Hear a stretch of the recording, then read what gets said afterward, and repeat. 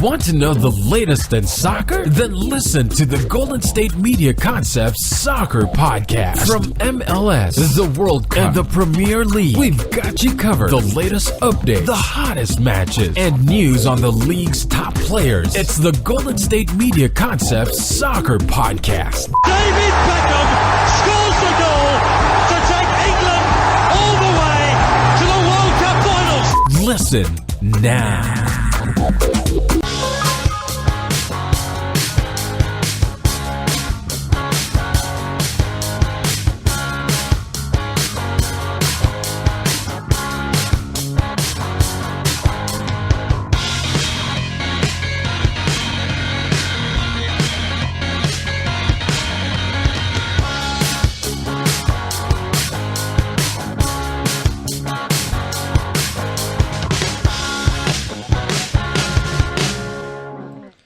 Welcome to the GSMC Soccer Podcast, a part of the GSMC Podcast Network. Please check out our other shows. I am your host, Mark Souza, and with me, of course, is Jeff Malinoff. Today, we're going to be breaking down a ton of topics. First and foremost, though, we will be talking about Harry Kane, his new injury, and how that affects Tottenham for the rest of the season, because, of course, they are still in 4 competitions. They're still in every competition that they started in. So we'll talk about who they play, how that'll affect each one of those competitions. We'll also talk about a little Messi news. He hit a milestone.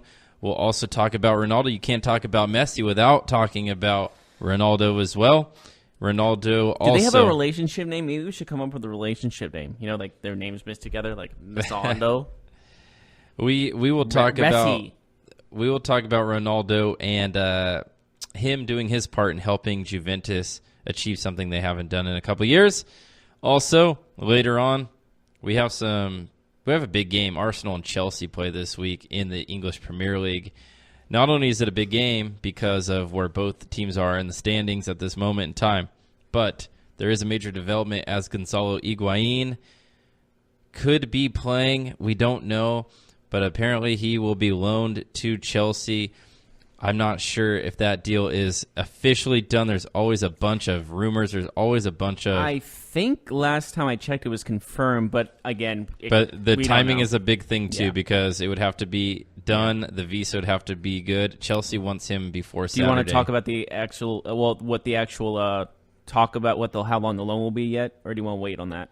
That we'll talk about that later on. Okay. We'll talk about how this affects Eden Hazard if Higuain does, in fact, move to Chelsea.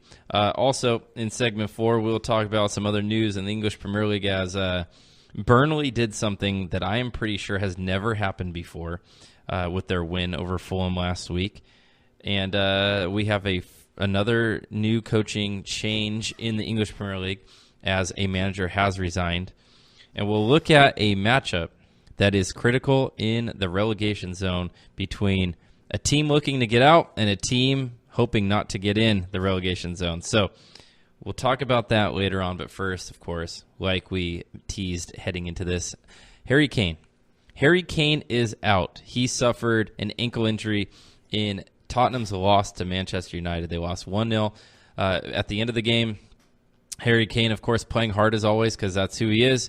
The man never takes any plays off. He always plays. He always gives it his all out there, and that's one of the reasons why he is one of the most beloved players in the world and definitely probably the most beloved English player in England. So Harry Kane and Tottenham Hotspur, they will have to face the next – we're looking at about 8 weeks, 6 to 8 weeks that he will be out. He has injured a couple ligaments in his ankle. So about 2 months he'll be out.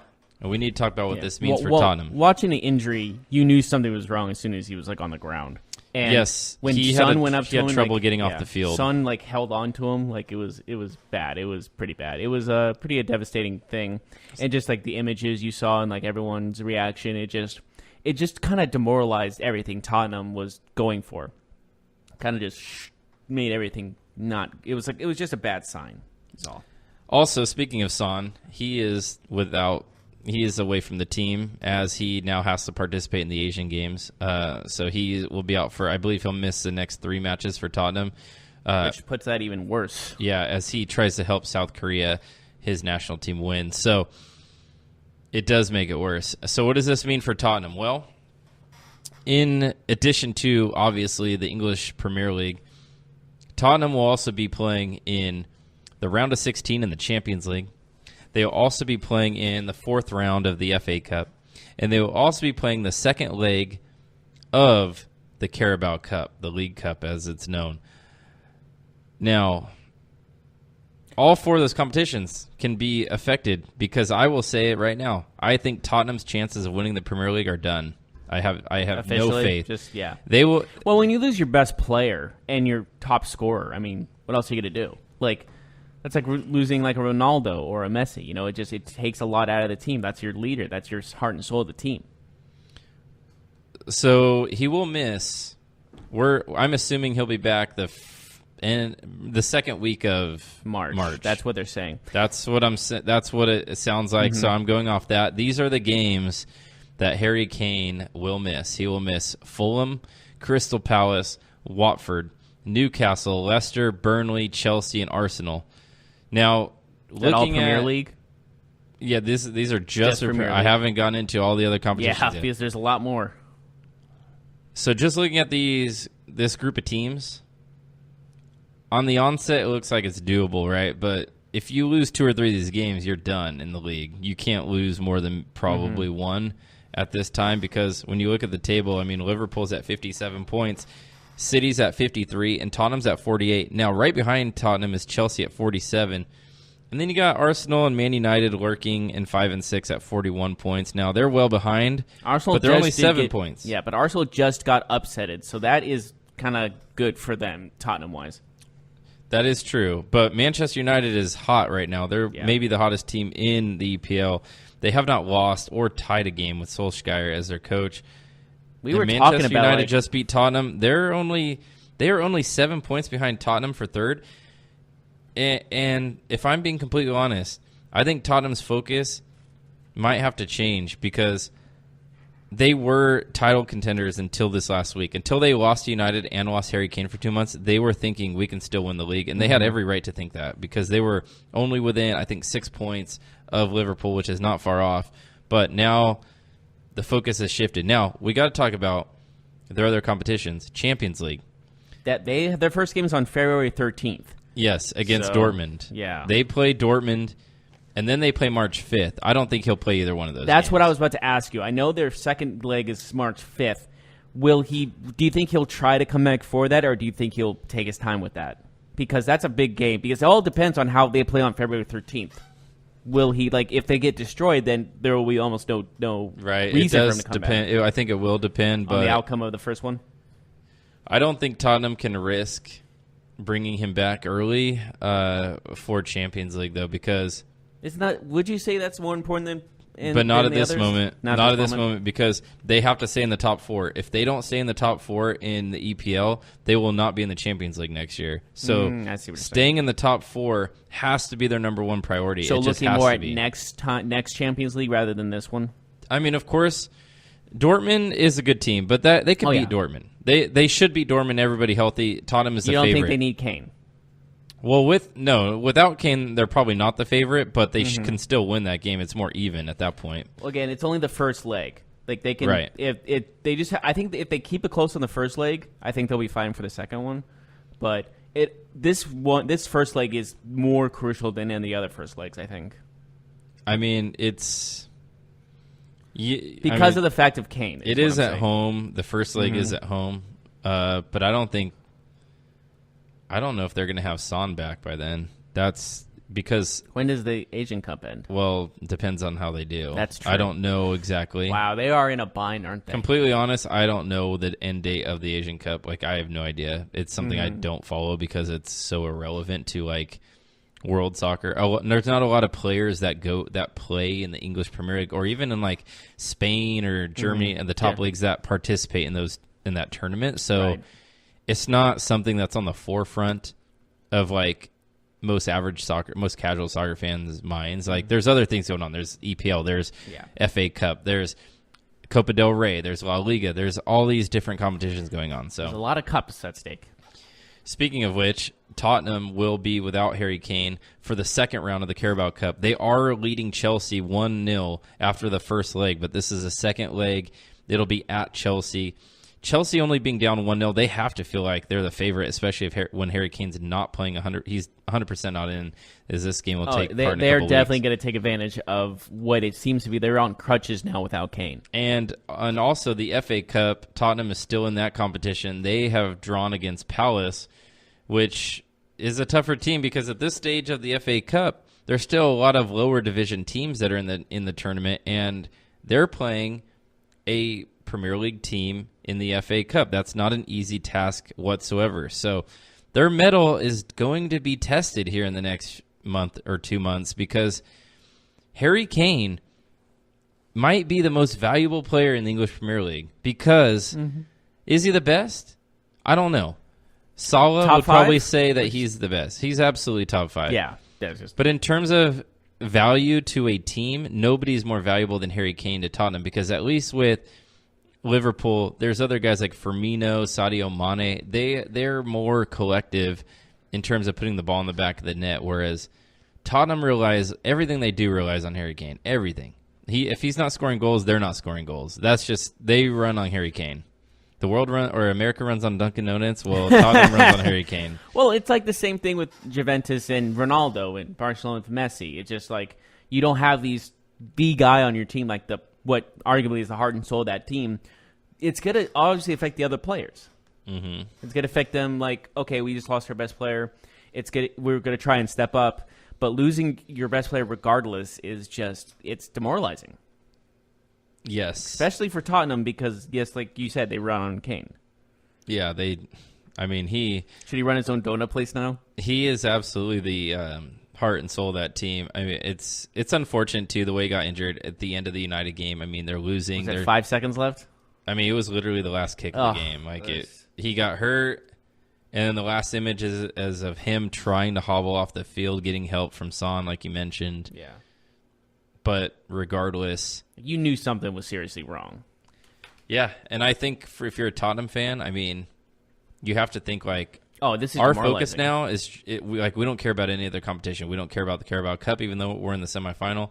We don't care about the FA Cup. To stay within right for the Champions League next season. Yeah, and the thing is, the criticism with Tottenham has always been they didn't sign anybody in this offseason. They were the only team in England not to sign a single player, and they're one of the best teams in the competition. And that's like, how do you not go out and sign somebody? So let me ask you, the summer transfer window, do you think they're going to go after some people due to this injury? Do you think I know they'll have Kane back by the summer. I mean, they have to because they didn't sign anybody in the last year. So it's like, Do you think not signing people is it going to be a big factor in the fact that Kane's gone and they don't sign anybody else? It actually puts pressure on them to sign somebody now during the January transfer window, which they possibly could, but if they weren't thinking about spending on a big name before this injury, I don't think they're going to now because they're not aggressive. It's almost too late now, too. They could make some moves, but now with Son and Kane out, they were already not a very deep team. They were one of the most shallow teams in terms of the top 6, maybe the team with the least amount of depth. They had a really good starting 11, but after that, the bench starts to get thin really quick. They already have a guy like Eric Lamela, who's an injury-prone player off the bench. He's been healthy this year. He's kind of a ticking time bomb. He's going to get hurt. He just is. But there's always someone like that, you know. So, but what are you going to do? Like, no one expected Kane to be injured, type of thing. But I don't know. Are you in panic mode? Are you trying to find someone? I think Tottenham needs to be in panic mode because their backup striker is Fernando Llorente, and he is a cast-off. You can't compare anyone. He used to be a good striker 5, 6, 7 years ago, and he doesn't play ever because Harry Kane doesn't ever not play. Like, he seems like he plays every game, and now Fernando Llorente is going to be. You're going to be the guy now. Have fun. He's going to have to play. I mean, I don't know. They could possibly run lineups out there without him, but they'd be running a lot of basically false 9 formations where they don't have a true striker on the field. They have 11 players, but not a true striker. Well, then who do you look for if you're in this transfers? Do you try to find someone for a cheap price, or do you try to risk everything for one guy type of thing? Like, what do you do in this situation? I think that if they already had identified some big names this summer that they were going to go after. I think they need to ramp it up and go after that player now. Speed up. Mm-hmm. Now, here's the thing. Transfers in January cost more than transfers in December. Oh, yeah. Or in June. Because teams, they know. The teams that are selling, they know the teams that are buying are desperate. They know that they're doing something. Yes. Yeah, absolutely. So summer, it's over. Like, they can go next season. But this is like, we're desperate. We need to win now. We got to get someone to boost this team. Mm-hmm. So, obviously, the price is going to go up. The price will absolutely be up. So, I think, if I'm being honest, for Tottenham, they have no chance at winning the league. They have 50-50 chance of beating Dortmund and staying in the Champions League, which I think if they could stay in the competition, that'd be awesome for them. It would also allow Harry Kane time to get healthy. Well, if they manage to get past Dortmund, do you see them getting past the next It all stage? depends who they play. They draw every time. Like, they redo the draw every time, so it's not... Mm-hmm. I know they don't know who they would play. Yeah. They don't know the two teams that they could possibly play. But of any of the teams available, would you say they can have a chance against them? It literally just depends who it is. Like, just luck of the draw. If it's Barcelona, I say hard no. Like, if absolutely not. Yeah. If it's Bayern Munich, sure. Like, if it's Real Madrid, sure. Because these are not great seasons for those clubs. Real Madrid's trying to get back up there, though. They're starting. They just lost the other day from the. Yeah, but I'm saying like it could have been it's been better. Real Madrid has hit a rough patch again, and it's speeding up speculation that their interim manager might not be around until the summer. We'll see. But in terms of Tottenham, you have to approach this as staying in the top four is our focus. So playing a weaker squad in some of these cup competitions might have to happen. You just might have to do it and live with the results. If you lose to Chelsea in the semifinal of the Carabao Cup, you lose to Chelsea in the semifinal of the Carabao Cup. Is it a cup you want to win? Sure. Tottenham has not won a title or a trophy in a long time. It's got to be at least like 10 years. And they're kind of known for not winning any titles or not trophies. Winning the big one. Yeah. But at this point, you can't. I'll tell you right now, in terms of money, in terms of prestige, winning the Carabao Cup or winning the FA Cup is so far down on the totem pole than just being in the Champions League next year. It's not even close. Like, it literally isn't. Well, close. Champions League is another level. You have to, like, of course. But just being in the competition makes you a ton of money. Like, you could be a disappointment in the competition, but winning a cup in England, nobody cares. Like, no one. That's not going to move the needle. That's not going to give you. It's called Champions League for a reason. You know what I mean? It's just more prestigious. And like you said, in the Premier League, they are third. They're in front of Chelsea, but by 1 point, and then Arsenal has 41, the same as Manchester United. So it's they very gotta slim. Stay in the top four. It's very slim, though. Like, what I mean, they're holding on by a thread. I mean, right? So here's the thing: they're at 48 points. They're comfortably ahead of Arsenal and Manchester United as of today. But who knows what's going to happen? If they have a run of games here, they play Fulham, Palace, Watford, and Newcastle in their next 4. If they don't win 3 of those at least, they're going to have a fight to stay in the top 4 very quickly. Yeah. I know they have a 7-point lead against both Arsenal and Manchester United, but we both said Manchester United is one of the hottest teams in the Premier League right now. Yeah, and they just beat Tottenham. Yeah, at full strength. So, and that is like a serious concern because they can go from 6th to 3rd in like that. They can go so quickly. It can change on a dime. The one good thing for Tottenham is this week they play Fulham. Like, it would be devastating if they had to follow up the Man United game with another big team. Yeah, that team is. But almost to Fulham's credit, they've been playing better and they've been giving up a lot less goals recently than they did at the beginning of the year. This was a team that was just getting scored on. Well, their goal right. differential is at -29, and you're saying they're improving. That's how bad they were at one point. Yeah, when they got rid of Slava, their coach, and they replaced him with Claudio Ranieri, they became a more defensive. They have the worst goal differential in the league, and even behind them is Huddersfield, and they have -24. Fulham actually just lost a game this last week against Burnley in probably the most ridiculous way ever conceived. We'll talk about that later on in the show, but this goes to their defending a little bit more. Mm-hmm. I honestly don't think a team's ever done what I'm about to tell you in segment 4, but I could way to hype up the last segment. Yeah, But as for Tottenham, their focus again has to be on staying in the Champions League, staying in the top four. Staying in the top four. That has to be their sole focus. It's going to be incredibly difficult without Harry Kane and without Son for the next 3 matches, at least 3. Son will not be there. Other than Kane, he's probably their most consistent attacking player that they have. Man, talk about times changing quickly for Tottenham. I think this injury tanks their season. I don't think they stay in the top 4, and I definitely don't think they win any of these competitions going forward. Mm-hmm. We'll see what happens, but I think we need to take a break. Yeah, sure. Okay. What's next on the agenda when we come back? We will talk about, you have some interesting stats about Messi. We'll talk do. about Messi and Ronaldo, since you can't talk about one without the other. Yes, absolutely. We'll be right back right after this, so stay tuned.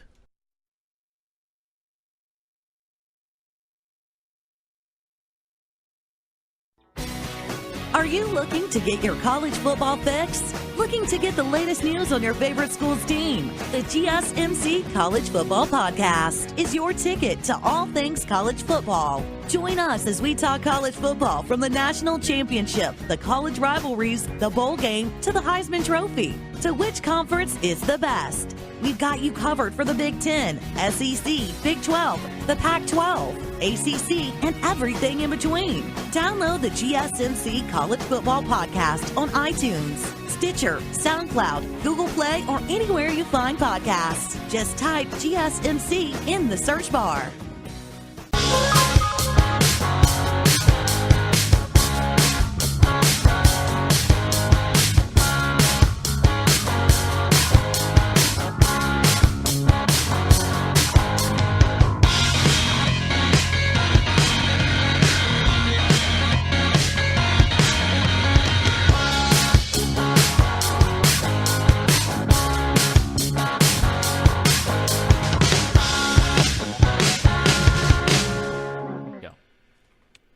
Welcome back to the GSMC Soccer Podcast. We just talked about Tottenham and Harry Kane, how the club will have to deal with their 4 competitions now that their best player, one of the best strikers in the world, will now not be a part of their plans for the next 2 months. Who knows if it'll even be 2? We don't know if it'll be 6 weeks, 8 weeks, 10 weeks. And that makes a big difference, because what we talked about was going off of a 7 to 8 week window, but this could absolutely go further. Not only do they play Fulham, Palace, Watford, Newcastle, they play Leicester, Burnley, Chelsea, and Arsenal in that time that he's expected to miss. But now we will shift our focus, and you had some interesting news and stats about Lionel Messi. And what are those? Well, he just hit his 400th goal in the La Liga on the 13th of January, which is pretty historic. But do you know when his first goal was in the league? He was like 17 years old. May 1st, 2005. That makes sense. And it took him 5 years to reach 100 goals. It happened on November 20th, 2010. Mm-hmm. Then here comes the best soccer player in the world. 3 years later, he gets 200 on the 27th of January. And then 300 3 years later. And then 3 years later, after February 17th, 2016, 3 years later today, 5 days ago, or 4 days ago, he hit his 400th.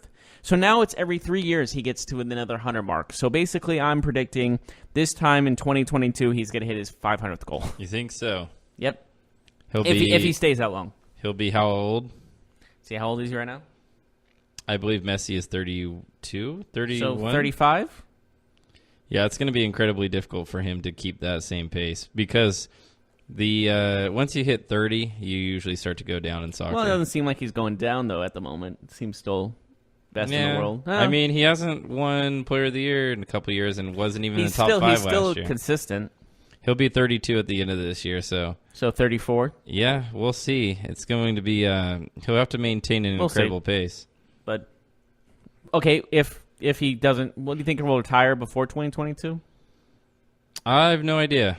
I really don't. I have no idea what his aspirations are. Obviously, it's not the money he's staying for. Yeah, I would say that he has a lot of money at this point in his career. A lot of moolah. Yeah, so how is Barcelona doing? Barcelona's doing good. They're still ahead in the La Liga, pretty steadily actually. They just won their game, their last game, 3-0 over Eibar. And Eibar. Okay. Eibar, sorry. Yeah. I'm bad with these names, but yeah, and it just looks like there's no one's really gonna catch them. That's what it feels like. Mm-hmm. They did lose the first leg of the Copa del Rey 2-1, but it was just the first. But first leg. Atletico is coming back. They're 43 points. Barcelona to Atletico's 38. But they're still it just seems Barcelona's still not good. When you look at goal differential and just wins losses, it just seems like Atletico's not going to be catching up to Barcelona. Mm-hmm. Barcelona Levante played today in that second leg of the Copa del Rey, so we'll see if they move on. Madrid. Well, speaking of Atletico and the Copa del Rey, they just got knocked out of the Copa del Rey. They did. Yes. Real Madrid stays in. Atletico Madrid goes out. So that's very shocking, actually. Yeah. You saw the faces of the players after that game. They were like, oh my gosh, what just happened?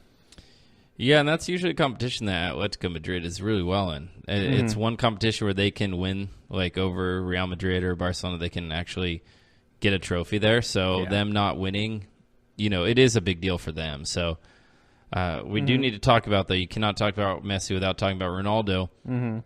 Ronaldo scored yesterday in the Supercoppa in the Italian in the Italian league, but the Supercoppa Juventus beats AC Milan 1-0, and of course Ronaldo scores the goal. That's what they brought him in for, right? To score those big game winning type plays. That's why they pay him the big bucks. He scores off a header.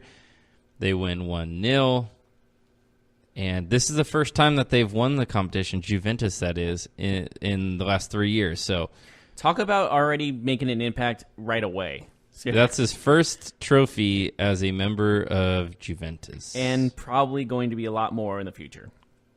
Maybe a lot more, but they're going to be contending, obviously. I would assume so. Now, we know Ronaldo's been dealing with some personal life stuff as the Las Vegas Police Department has asked for his DNA sample in regards to his quote-unquote sexual assault accusations. So we can't confirm or deny what's been going on around we there. Can confirm that they have asked for his DNA. Well, I meant deny the allegations. Right. So all this stuff that's been going on with Ronaldo in terms of professionally, there's been some rumors and some, I guess, personal difficulties, as we don't know what happened, but it's going to be an ongoing saga, and we will see how that affects him moving forward. We know that for Real Madrid, their focus at this point, Juventus is Champions League. Juventus has, consistently been a threat in the Champions League, but they have not won, and they brought him in to push them over the hump. So how will that affect Juventus? How will that affect Ronaldo's play? Remains to be seen. Yeah, it's a very touchy subject, of course, sexual assault, because a lot is happening in every sport when it comes to that kind of stuff. So hopefully this is all going to be behind him. But if it doesn't, if he actually is convicted or arrested for this puts a huge hole in Juventus.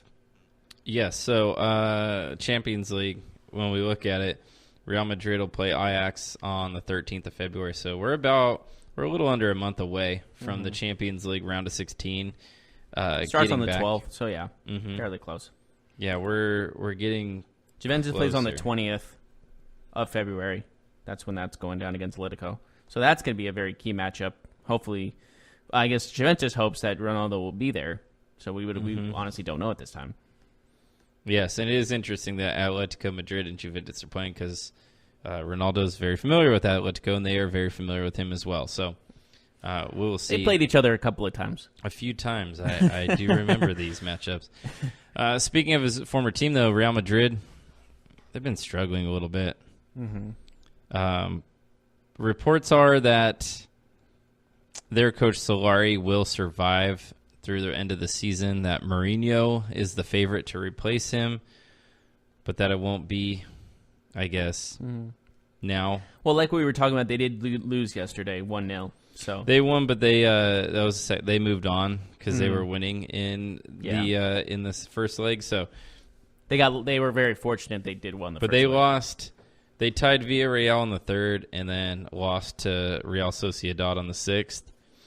Those are two big losses for them. And when you look at the table, I mean, Is it still weird to you? You don't see Ronaldo in a Real Madrid uniform or kit? I guess, not really, because You they're used to it basically now? the same colors. Like Real Madrid's all white and Juventus is white and black. Yeah, But it's just, still just like we're the seeing same. a Jeep on the front.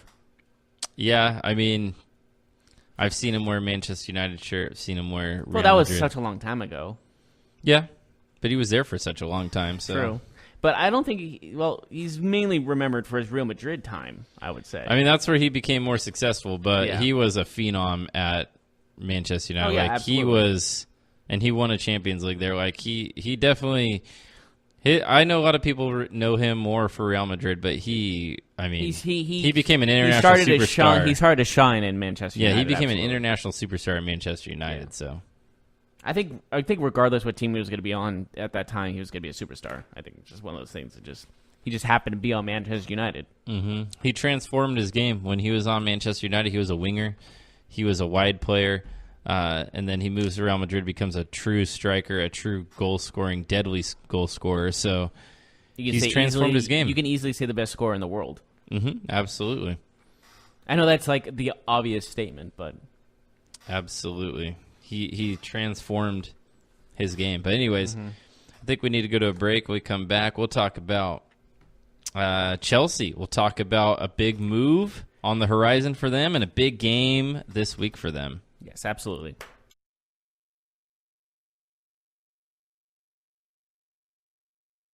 Tired of searching the vast jungle of podcasts? Now listen close and hear this out. There's a podcast network that covers just about everything that you've been searching. The Golden State Media Concepts Podcast Network is here. Nothing less than a podcast bliss with endless hours of podcast coverage. From news, sports, music, fashion, cooking, entertainment, fantasy, football, and so much more. So stop lurking around and go straight out to the Golden State Media Concepts Podcast Network. Guaranteed to fill that podcast itch. Whatever it may be. Visit us at www.gsmcpodcast.com. Follow us on Facebook and Twitter, and download us on iTunes, SoundCloud, and Google Play.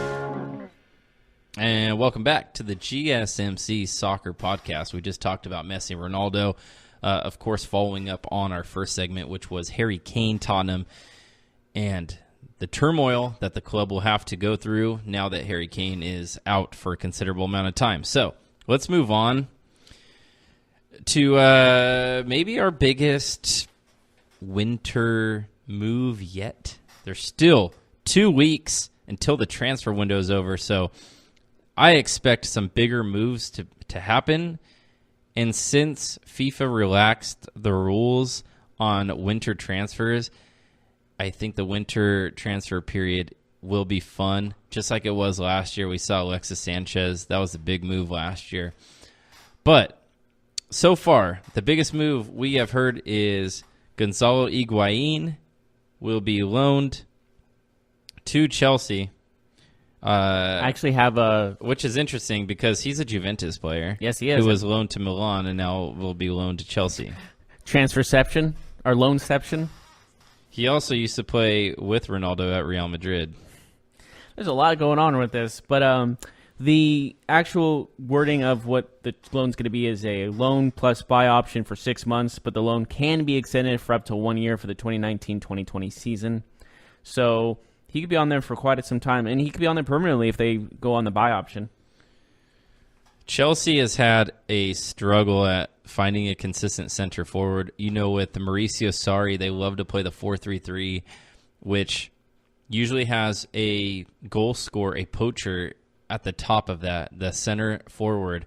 But Alvaro Morata has been a huge disappointment for Chelsea. Since they bought him from Real Madrid, he has not lived up to the hype. He has not lived up to the expectation. He's also had to go through a couple coaches now.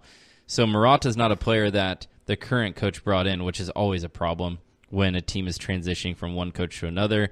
If you're not one of the guys who the coach brought in and you're not playing well, usually the writing's on the wall when it comes to that. So, you know, they got Olivier Giroud from Arsenal. Again, he hasn't provided the goals. He hasn't provided the results to warrant him being a regular for Chelsea. So what Chelsea we have seen do this year is play Eden Hazard as a false nine, as a center forward who kind of roams around and is not a true striker. He is not a true striker. He's playing out of position, but they have him in that messy false nine type role.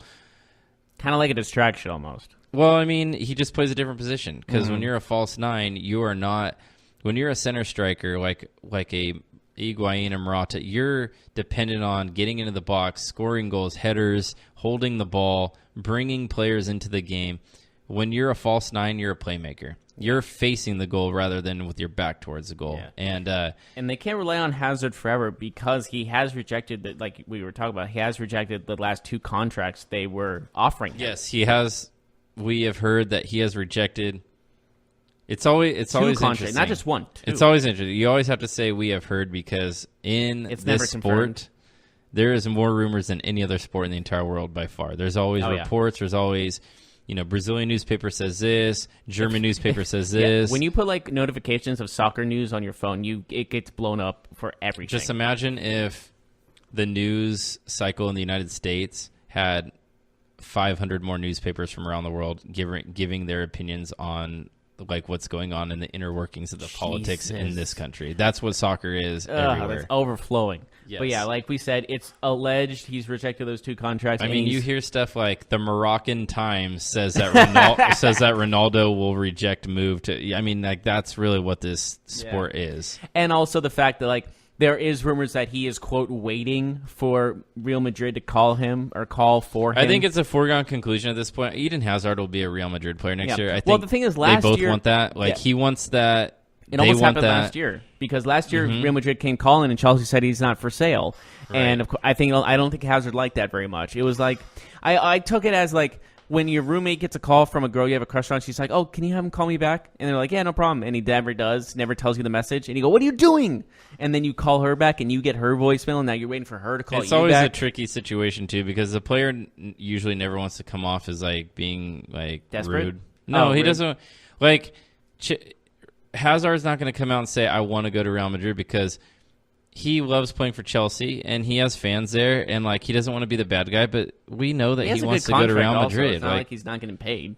He'll get paid though when he leaves. Oh well, when you're Madrid, it's just a more what's the word? Richer. Real Madrid is known for when you sign on the dotted line for them, they give you like $150,000 sports car, not even part of your contract. Gosh, wouldn't that be a life?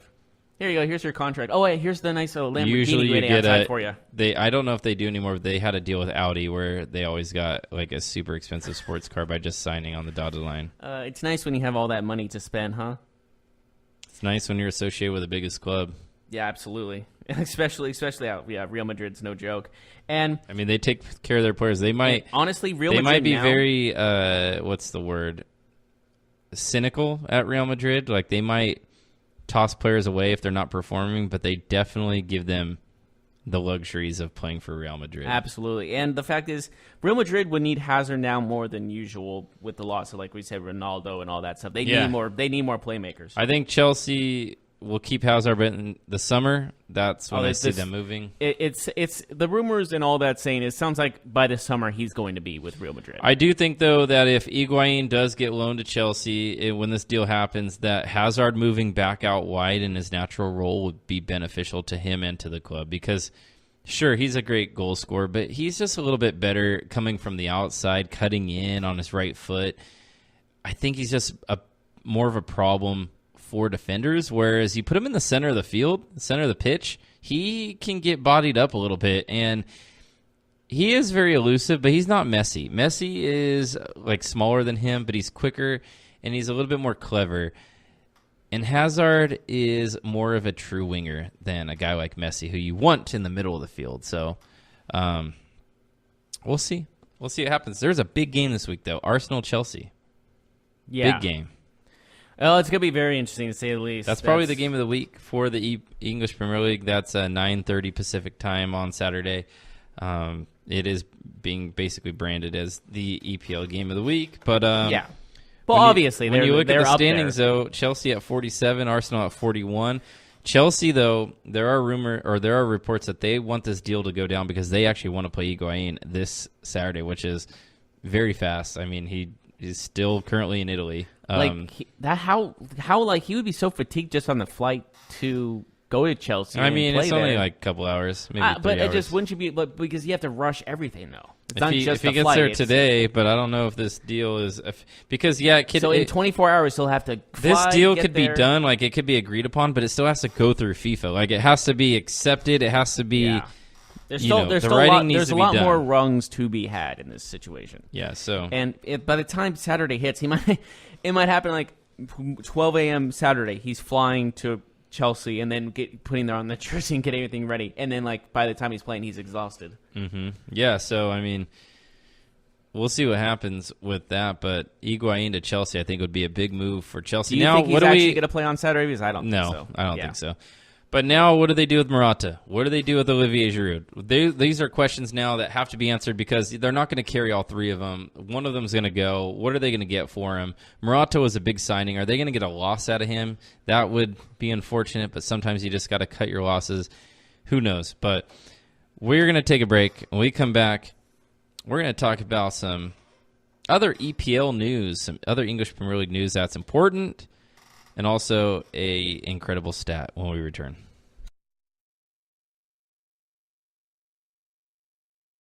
This is your ultimate stop for everything sports. The Golden State Media Concepts Sports Podcast. Should I say more? From the NFL, MLB, the NBA to MMA, it's all in here. The Golden State Media Concepts Sports Podcast. Listen now.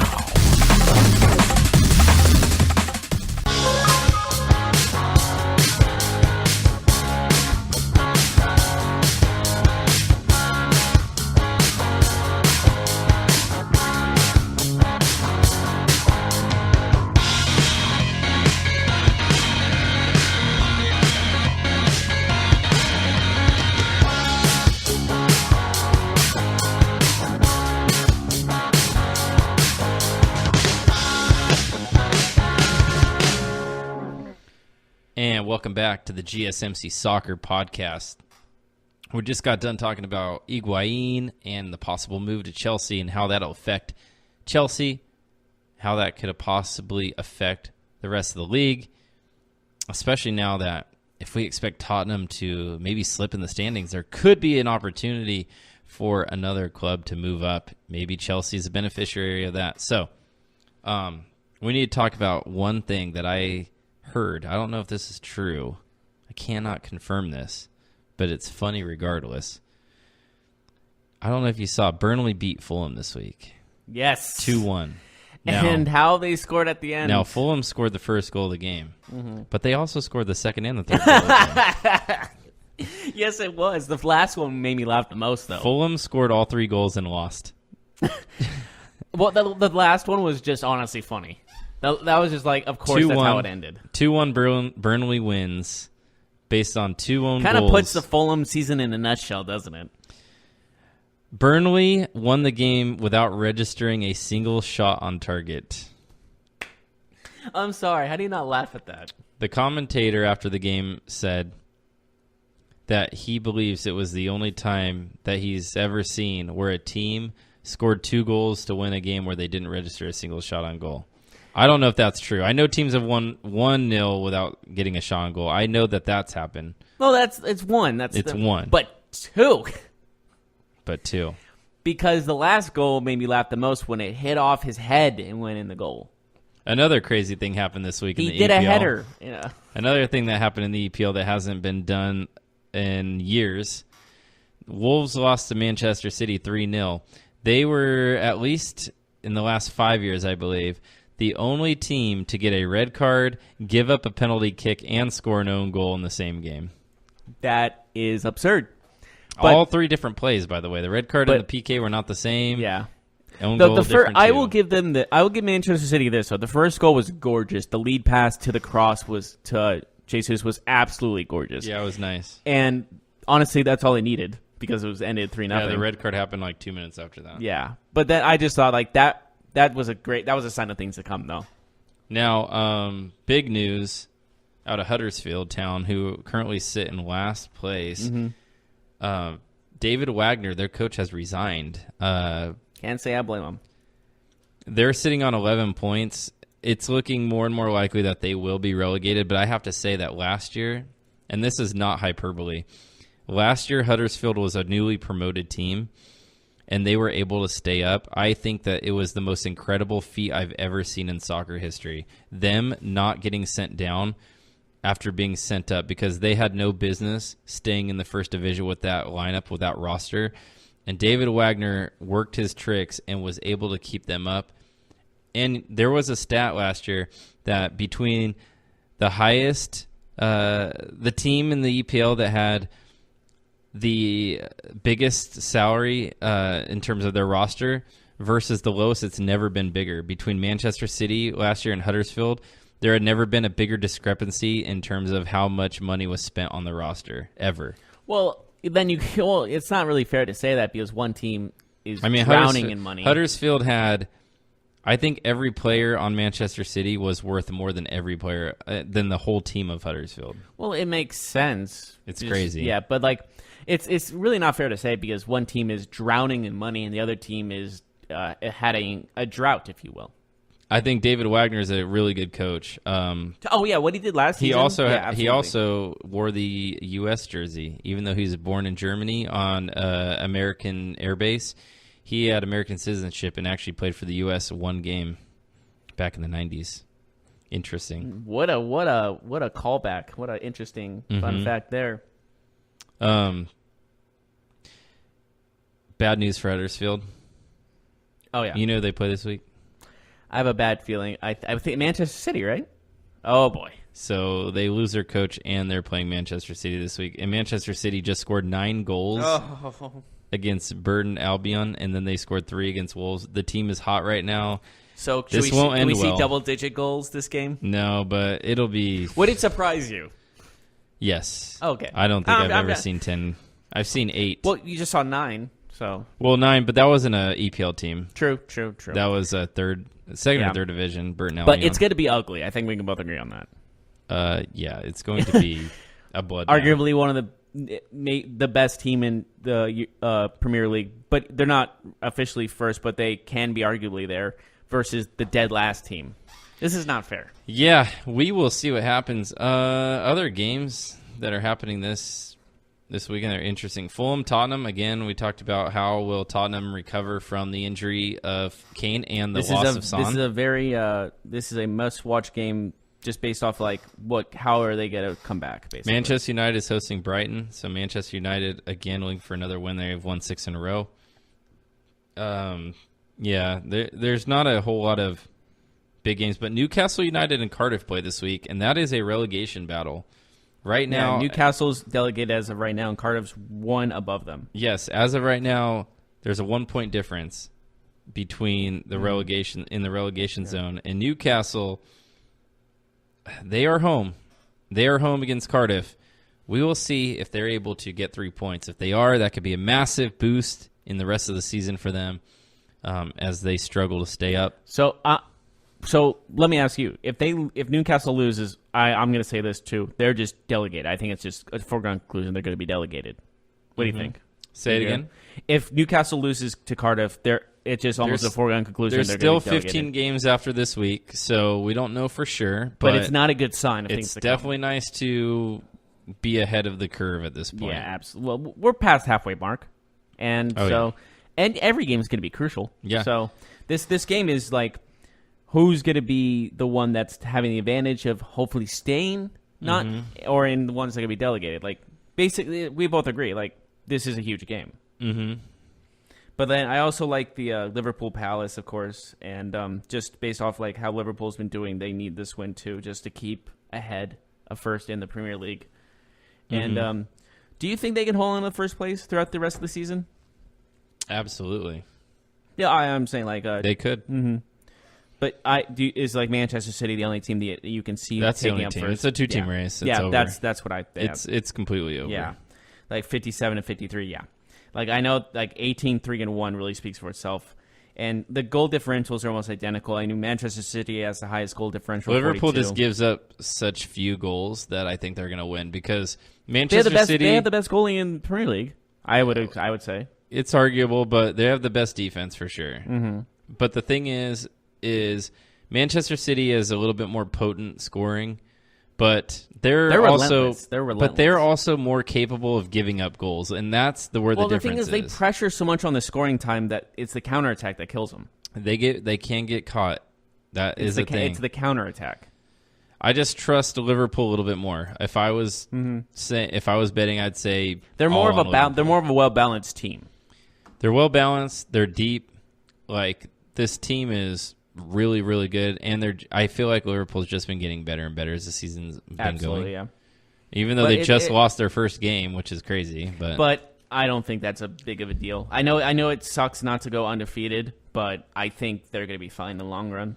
We'll see, though. Manchester City, this is as good as they've been playing all year. They're hot. They're scoring goals like crazy right now. They just beat Liverpool, so their confidence is sky high. They're healthy. We'll see what happens. Oh, it could go either way, but I think, yeah, like we said, Liverpool is the most balanced team, and Manchester City, like we said, can't get caught up when they're in all-out attack mode. But we will see.